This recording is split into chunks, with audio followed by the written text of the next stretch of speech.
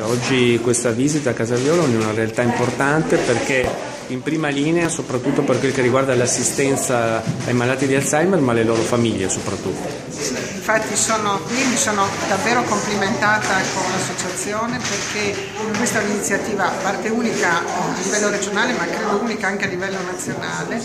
che sta interpretando molto bene quello che stiamo dicendo già da diverso tempo, per il quale stiamo anche cercando di lavorare riformando tutto il sistema della sanità regionale, cioè l'attenzione alle persone, ai malati di malattie croniche, soprattutto croniche degenerative, che coinvolgono non solo la persona malata ma tutto il contesto familiare. Molto spesso questi contesti familiari sono messi a dura prova proprio perché assistere malati di malattie di questo tipo come l'Alzheimer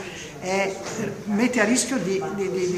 proprio la salute delle persone che assistono, e questa iniziativa straordinaria, bellissima, di dare un supporto importante a queste persone va nella direzione proprio di